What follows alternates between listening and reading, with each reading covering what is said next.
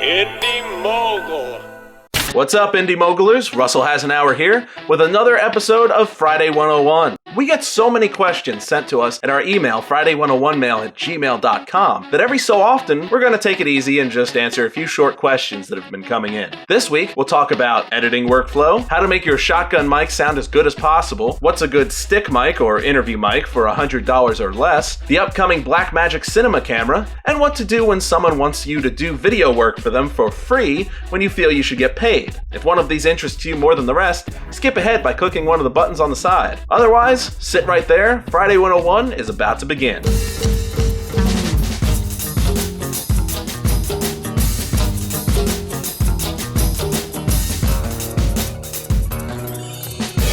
Ben Nguyen has a few questions about workflow. How would you work with videos that have a lot of shots with and without effects? Color correct, add effects, put it together. He's asking in what order you should do color correction, special effects, and actually editing the movie together. Most of the time I would say to just edit your footage as it is, then do special effects, then do color correction. You want to make sure that your effects actually blend in with the rest of the video. And past just color correction, if you want to do anything to the overall picture, like adding a film grain effect, old film effect, or anything of the sort, you want to be sure that the special effects have the same look. Oh, and that reminds me, for anyone who changes the aspect ratio of their footage in post by adding the black bars on top and bottom, make sure that those black bars are the last thing you add to the video. Even if you add them earlier in the post-production process, add another set of bars at the end, so you don't end up accidentally having something like an explosion or a muzzle flash on top of the bars. It happens a lot. And if you're doing any kind of color correction that affects the black parts of images like diffusion, do it before the aspect ratio change too, or you'll get some cloudiness along the edges.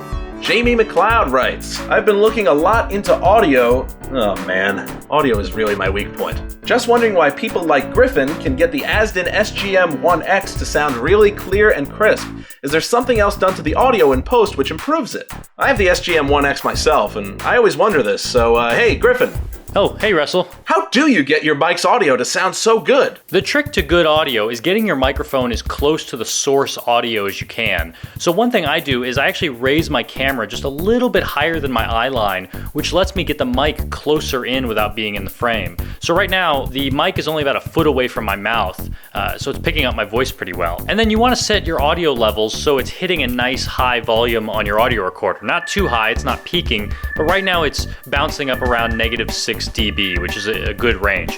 If I don't record loud enough, then I'll have to turn it up a lot in post, and that'll introduce a lot of new noise. Another thing that I'll do is I'll use a compressor filter, which actually keeps the highest volume parts of your recording where they are, but it takes the lowest volume parts and raises them up a little bit, just so that there isn't too much fluctuation. Everything's a little bit more uniform. Finally, just make sure you record in an environment that's not noisy. You want to make sure there aren't appliances humming in the background or AC going on. So if you take away all those, put the mic nice and close, you should get pretty clear audio. Thanks, Griffin. Liking the mustache, too. It makes you look like one of the cops from The Negotiator. And that's a really good reference for anybody who remembers The Negotiator. From a guy named Death Likes Kitties a Lot. What is a good stick mic for under $100? A stick mic being your average handheld or interview mic. Now again, audio is definitely my weak point, but I did some research and found that the most popular mic of this type in many circles is the Shure SM58. You can find it at Amazon for $99, but I did find a video from Working Man Studios doing a comparison between the Shure and the AKG D5. In doing his test, the AKG D5 mic actually comes off sounding a bit better. Since you can also get it for $99 on Amazon, I'd have to say that's the one I'd go with. I wouldn't go much cheaper, as I've had a lot of bad experience when going with lower-end microphones. From Stephen Lewis Matute Osorio. Hey Russ, what can you say about the new Blackmagic Cinema? Could this be a great option for June, a Blackmagic instead of a Mark III? As with most things, Stephen, depends. Oh, and it comes out in July, by the way.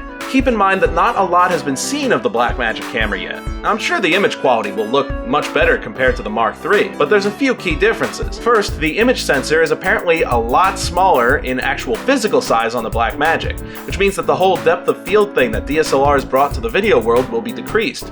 To what degree, I'm not sure. That's just one of the things that naysayers seem to like to bring up a lot about it. Personally, I wouldn't mind, as it's not often that I shoot at the lowest possible f-stop anyway. Not every shot needs to look incredibly shallow. On the plus side for the Blackmagic Cinema, you can use your Canon EF lenses if you already own those for your DSLR, which cuts out a bit of the upfront cost. But on the downside, the $3,000 you spend will just get you the camera body, nothing else. Recording media is done on solid-state hard drives, which can be very expensive. A 256 gig drive will go over $200 and only do about 30 minutes of raw, uncompressed 2.5K video. However, if you choose to shoot a 1080p in the camera, you can do about 5 times that. I'd save your final decision though for after the camera is released and reviews and test videos start finding their way online. Believe me, I'll be keeping an eye on those myself. Finally, here's a good one from Ryan in Minnesota. How do I kindly tell people to F off when they want me for free work and show them my filmmaking value? Well, the Joker in The Dark Knight made this one pretty easy. Just say if you're good at something, you never do it for free. And that's assuming that you have some proof that you're actually good at what they want you to do for free. Now, when you're just starting out, there's no harm in doing a few things for free just so that you can have a reel or a portfolio put together to show that you know what you're doing. The kind of thing that you can direct somebody to a website for that would have your reel on it. And once you've proven yourself, don't let people take advantage of you. There are a lot of people out there who look at those who do video work either as a full-time career or just on the side and think that they've got the easiest job ever. They just make videos for a living. That's a dream job. But if you're watching this, you probably know it's not easy and it can be a hell of a lot of work. So make sure if someone tries to push you into doing something for free, that they understand that. Of course, once you have a lot of experience, more clients, and a good portfolio and reel, it makes the telling people to f off part that much easier. That's plenty for now. I'll probably try and do this about once a month or so remember to send in questions to Friday101mail@gmail.com.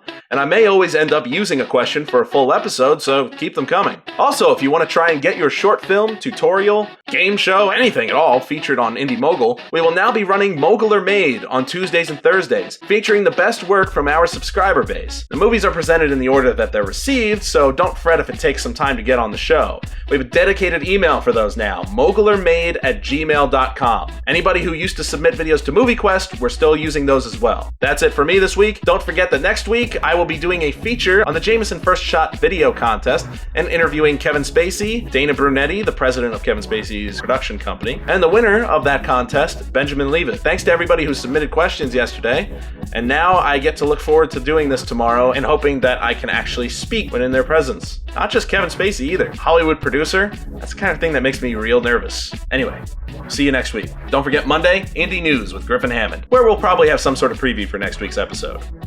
See you then!